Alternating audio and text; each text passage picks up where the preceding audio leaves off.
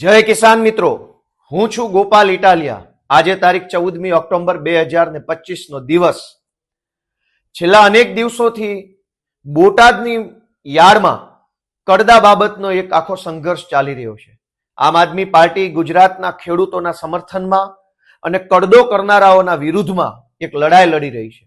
શાંતિપૂર્વક રીતે બોટાદના માર્કેટિંગ યાર્ડમાં ઘણા સમયથી આંદોલન ચાલતું હતું અને આ આંદોલન વધુ શાંતિપૂર્વક રીતે આગળ વધે એવા આયોજનના ભાગરૂપે હળદર ગામમાં એક મહાપંચાયતનું આયોજન કરવામાં આવ્યું।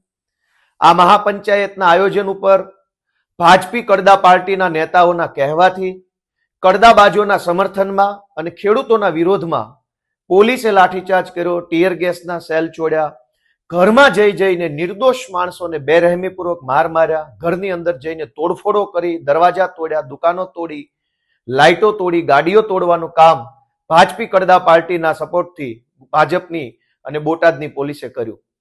દોસ્તો, આજે સવારે મેં ગુજરાતના મંત્રી ઋષિકેશભાઈનું નિવેદન સાંભળ્યું। એમણે એમ કીધું કે આ ષડયંત્ર છે, આ એક કાવતરું છે, ગુજરાતના લોકોને ચેતવવામાં આવે છે કે આમાં ફસાતા નહીં। મંત્રીશ્રીએ એવું પણ કીધું કે આ જે સભા થઈ એમાં સ્થાનિક કોઈ માણસ નહોતો। મારું ભાજપી કડદા પાર્ટીના માનની મંત્રીશ્રીને પૂછવાનું છે કે જો કોઈ સ્થાનિક માણસ ત્યાં સભામાં ન હતું તો તમારી ભાજપી કડદા પાર્ટીની પોલીસે ઘરમાં જઈને નિર્દોષ માણસોને બેરહેમીપૂર્વક શા માટે માર્યા?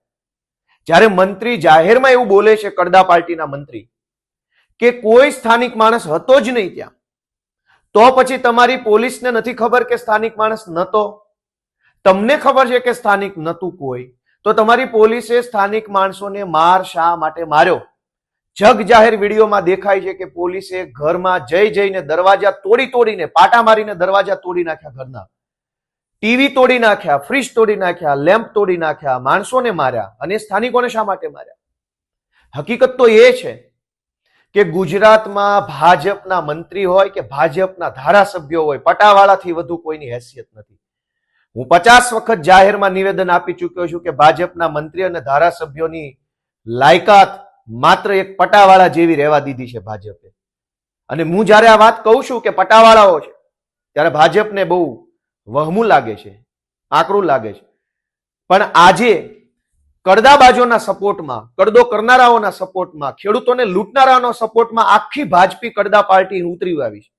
ટીવીમાં, સોશિયલ મીડિયામાં, બધી જ જગ્યાએ ભાજપી કડદા પાર્ટીના બધા જ નેતાઓ લાગી પડ્યા છે આમ આદમી પાર્ટીના વિરોધમાં અને હળદરની ઘટનાના અનુસંધાનમાં। પણ એક પણ નેતાની હિંમત થઈ કે કડદો સાચો છે કે કડદો ખોટો છે એવું બોલી બતાવે? નહીં। 4-5 દિવસથી આ સંઘર્ષ ચાલુ છે કડદા બાબતનો। એક પણ મંત્રી, કૃષિ મંત્રી સહિત, મુખ્યમંત્રી સહિત, ગૃહમંત્રી સહિત કોઈ ધારાસભ્યની એવી હિંમત ન થઈ કે કડદા ઉપર એક નિવેદન આપે। જે લોકો કડદા ઉપર એક નિવેદન નથી આપી શકતા એ પટાવાળા ન કહેવાય તો શું કહેવાય?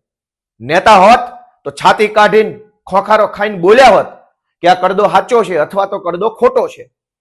કડદો સાચો છે કે કડદો ખોટો છે એ વાત જે પોતાની બોલી નથી શકતા એવા પટાવાળાઓની સરકાર છે। અને ધારાસભ્યો પટાવાળા નહીં તો શું? અને પટાવાળા ના હોત તો બોલ્યા હોત। આજ આ જે ઘટના બની છે હળદર ગામની, એની મારે ગુજરાતના ખેડૂતોને માહિતી આપવી છે। મેં પોલીસ ખાતામાં નોકરી કરી છે। હું કાયદા, નીતિ, નિયમ, પ્રક્રિયા બધું જાણ્યા પછી હું ગુજરાતને જણાવવા માંગુ છું કે હળદરમાં શું ઘટના બની હતી। ભાજપી કડદા પાર્ટીના નેતાઓ 2 દિવસથી લાગ્યા છે, ચોંટ્યા છે, બહારના માણસો હતા। અને વધુ તો જુઓ, મજાનો વિષય જુઓ, દુર્ભાગ્યનો વિષય જુઓ કે એ ગામના સરપંચના પતિ એવું કહે છે કે અમારા ગામની મંજૂરી નહોતી લીધી, અમારા ગામમાં કોઈને ખબર નહોતી। પહેલી વાત તો ભાજપી કડદા પાર્ટીના નેતાઓને એ પૂછવી છે કે તમારી ભાજપી કડદા પાર્ટીની સરકારના રાજમાં એક સરપંચ મહિલા છે, એ ટીવી સામે આવીને બોલી નથી શકતી। મહિલાઓની આ પરિસ્થિતિ છે, એના હસબન્ડને, એના પતિને 4 દિવસથી ટીવીમાં બતાવો છે, તો પણ કડદા પાર્ટીના મંત્રીની એટલી હેસિયત નથી, કેમ કે પટાવાળા છે બધા ધારાસભ્ય, મંત્રી પટાવાળા જેવા છે। એની ઓકાત નથી કે એવું બોલે કે ભાઈ બેનને ટીવી પર લાવો ને બેન પાસે નિવેદન અપાવો। આટલું તો તમારી રાજમાં મહિલાઓનું સન્માન છે, આટલી તો મહિલાઓની ઇજ્જત તમે કરો છો। અને તમે એક મહિલાને હાથો બનાવી એના પુરુષ પાસે નિવેદનો અપાવડાવો છો કે ગામની મંજૂરી નહોતી. કયા કાયદામાં, કયા શાસ્ત્રમાં, કયા વેદો પુરાણોમાં લખ્યું છે ભાઈ કે ગામના સરપંચની મંજૂરી લેવી? અને સરપંચ કોણ છે એ તો પેલા ગામને ખબર, સરપંચના પતિ આવીને બોલે છે. દોસ્તો, જે ગામમાં આ સભા થઈ, આ સભામાં ધારો કે આ સભા મંજૂરી વગરની હતી, દાખલા તરીકે પોલીસમાં અમે નોકરી કરી છે, અમને ખબર છે કે મંજૂરી વગરની સભા હોય તો સામાન્ય રીતે પોલીસે એવું કરવાનું હોય કે સભામાં જો ખૂબ વધુ માણસો આવી ચૂક્યા હોય, હાજર થઈ ચૂક્યા હોય, 5-10 હજાર લોકો ભેગા થઈ ગયા હોય તો પછી સભા થઈ જવા દેવી પડે. સભામાં ભાષણ હોય, માન સન્માન જે કાંઈ હોય એ થઈ જવા દેવું પડે.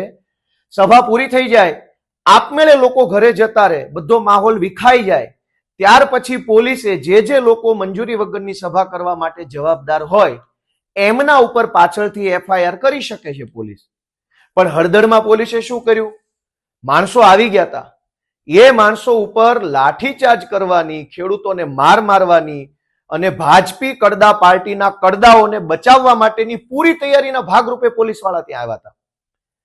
મંજૂરી વગરની અનેક સભાઓ મેં પાટીદાર આંદોલન દરમિયાન જોઈ છે, આમ આદમી પાર્ટી દરમિયાન જોઈ છે, એ સિવાય પણ સામાન્ય સંજોગોમાં ઘણું બધું થતું હોય છે મંજૂરી વગર. મંજૂરી વગર થતું હોય તો સામાન્ય રીતે પોલીસ ત્યાં આવે, સાવચેતીના ભાગરૂપે ધ્યાન રાખે અને સારી રીતે બધું પૂરું થાય એના ઉપર ફોકસ કરે. પણ હળદર ગામમાં પોલીસ વાળા જે આવ્યા હતા એની માથે બધા ઉપર હેલ્મેટ હતા, એનો અર્થ એ કે તૈયારીમાં આવ્યા હતા. દરેકના હાથમાં સ્મોક ગન હતી, પેલું ટીયર ગેસ છોડવા માટેની, એનો અર્થ એ કે તૈયારીમાં આવ્યા હતા. એમની પાસે સ્મોકના સેલ હતા, એમની પાસે પ્રિઝન વાન હતી, એમની પાસે બધું જ હતું. એનો અર્થ એમ કે ભાજપી કડદા પાર્ટીના નેતાઓના કહેવાથી કડદાબાજોને બચાવવા માટે, ચોર લૂંટારા લફંગાઓને બચાવવા માટે પોલીસ માર મારવાની તૈયારી સાથે, ખેડૂતોને ડરાવવાની તૈયારી સાથે ત્યાં હાજર રહ્યા હતા. નહીતર તો પોલીસ ભલે આવે હળદરમાં, પણ આવી અને સભા પૂરી થાય ત્યાં સુધી શાંતિપૂર્વક રીતે ઉભા રહી શકતા હતા. પરંતુ પોલીસે શું કર્યું? શાંતિપૂર્વક રીતે જે સભા ત્યાં ચાલુ હતી એ સભા ઉપર પોલીસે પેલા પથરા ફેંક્યા, પોલીસની સાથે આવેલા બુટલેગરોએ ત્યાં માથાકૂટો ચાલુ કરી અને પછી પોલીસ તો પોતાના તૈયારીમાં જ હતા, ટીયર ગેસની તૈયારીમાં હતા, હેલ્મેટની તૈયારીમાં હતા, લાઠીની તૈયારી, બધી ફૂલ તૈયારી હતી. શું કામ? કે ખેડૂતોને માર મારીને કડદાબાજોને બચાવવાના હતા. અને આ કડદાબાજોને બચાવવા માટે થઈ ખેડૂતોને બેરહેમીપૂર્વક માર મારવામાં આવ્યો છે.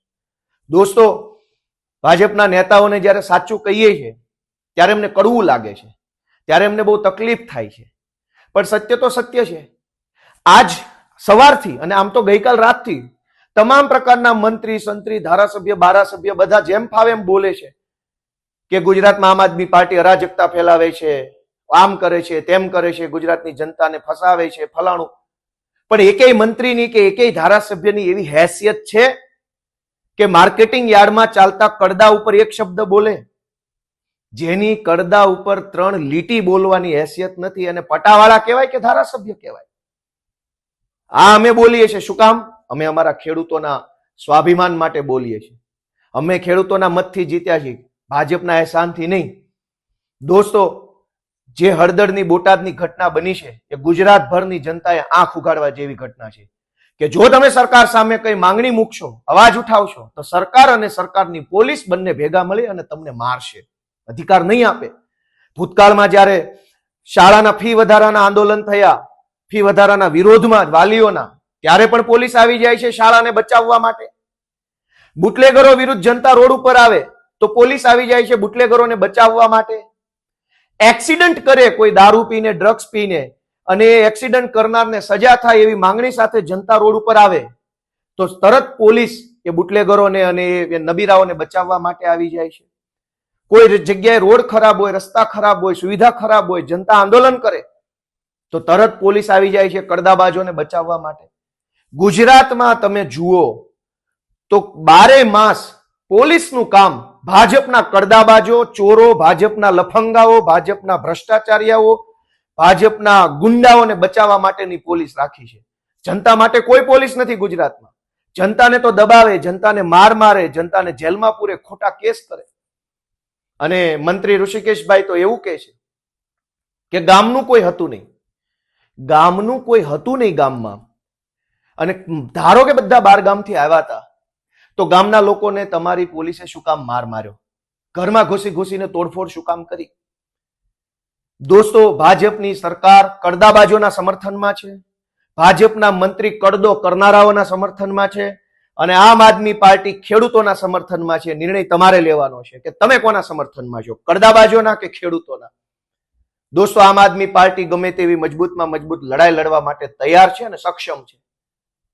અને હું છેલ્લે બધાને એક વિનંતી કરવા માંગુ છું કે ક્યાં સુધી આપણે સહન કરશું, કેટલું સહન કરીશું? દરેક વ્યક્તિ ઉપર અત્યાચાર, અન્યાય થઈ રહ્યો છે. કેટલીક જગ્યાએ ગુંડાઓ અન્યાય કરે છે, ગુંડા સામે ફરિયાદ કરવા જાવ તો પોલીસ અન્યાય કરે છે, પોલીસ વિરુદ્ધ ફરિયાદ કરવા જાવ તો નેતા હેરાન કરે છે, નેતા તકલીફ આપે છે. જનતા ક્યાં સુધી આ સહન કરશે? કેટલું સહન કરવામાં આવશે? જે ઘટના બોટાદમાં બની છે એ ઘટના નિવારી શકાય હોત. આજ સવારથી અને ગઈકાલ બપોર પછીથી ભાજપના જેટલા કડદાબાજો સ્ટેટમેન્ટ આપી રહ્યા છે, એ તમામ કડદાબાજો 4 દિવસ પહેલા બોલ્યા હોત કે કડદો ખોટો છે, તો હળદરની ઘટના જ ન બને છે. આજથી 4-5 દિવસ પહેલા રાજુભાઈ પહેલી વખત જ્યારે માર્કેટિંગ યાર્ડ બોટાદમાં ગયા, ત્યારે ભાજપના એક પણ કડદાબાજે નિવેદન ન આપ્યું કે આ ઘટના સાચી છે કે ખોટી છે, કડદો થાય છે કે કડદો નથી થતો, કડદો થવો જોઈએ કે કડદો ન થવો જોઈએ. કોઈ નિવેદન ન આપ્યું. 4 દિવસ સુધી આખી ભાજપી કડદા પાર્ટીની સરકારે એક પણ નિવેદન ન આપ્યું. ભાજપના તમામ કડદા ખાતાના બધા જ અધિકારીઓ જે કાંઈ હોય કડદા વિભાગમાં, એ બધા કંઈ ન બોલ્યા. જેવું આયોજનબદ્ધ રીતે હળદર ગામની અંદર પોલીસે અત્યાચાર કર્યો, લાઠીચાર્જ કર્યો, એટલે આજે બધા જ ભાજપના જે કાંઈ હોય પ્રદેશ લેવલના કડદાઓ, એ બધા કૂદીને બોલે છે, કૂદીને સ્ટેટમેન્ટ આપે છે. તો બોલો ભાઈ, તમારામાં હિંમત હોય તો કે આ કડદો સાચો છે ખોટો. ગુજરાતભરના અનેક માર્કેટિંગ યાર્ડમાં ખેડૂતોનું રીતસરનું શોષણ થાય છે. ખેડૂતોનું લોહી ચૂસવાનું બાકી રાખ્યું છે ખાલી. અનેક માર્કેટિંગ યાર્ડમાં, જેમ કે ફળની હરાજી કરતા યાર્ડમાં 10% કમિશન લેવામાં આવે છે. મગફળીની અંદર ખરીદી જે યાર્ડમાં થાય છે એમાં કડ કરવામાં આવે છે, કડ વજન કાપી લેવામાં આવે છે. કપાસની અંદર કડદો કરવામાં આવે છે. બીજી ત્રીજી જણસની અંદર પણ ખેડૂતો પાસેથી વજનના નામે, કટા એટલે કે બારદાનના નામે, મજૂરીના નામે, તોલમાપના નામે અનેક પ્રકારની લૂંટફાટ મચાઈ લેવામાં આવે છે. આખા ગુજરાતના માર્કેટિંગ યાર્ડની અંદર મોટા ભાગે ખેડૂતો સાથે અન્યાય થઈ રહ્યો છે. ત્યારે આ ભાજપી કડદા પાર્ટીના એકેય નેતા સ્ટેટમેન્ટ નથી આપતા. જ્યારે ખેડૂતો માટે આમ આદમી પાર્ટી લડવા આવી તો ગૃહમંત્રી ને ફલાણા મંત્રી, ઢેકણા મંત્રી બધાય પટાવાળા આવીને મંડ્યા બોલવા. મારી ભાજપના બધા જ પટાવાળાઓને વિનંતી છે કે પટાવાળાએ વચ્ચે બોલવું નહીં, તમારા શેઠને મોકલો. પટાવાળાનું નમ્ર નિવેદન છે કે અમારી ખેડૂતોની અને ભાજપ પાર્ટીની લડાઈ છે, વચ્ચે પટાવાળાઓએ પડવું નહીં. એ બધા જ પટાવાળાઓને નમ્ર વિનંતી છે. જય જય ગરવી ગુજરાત, જય કિસાન.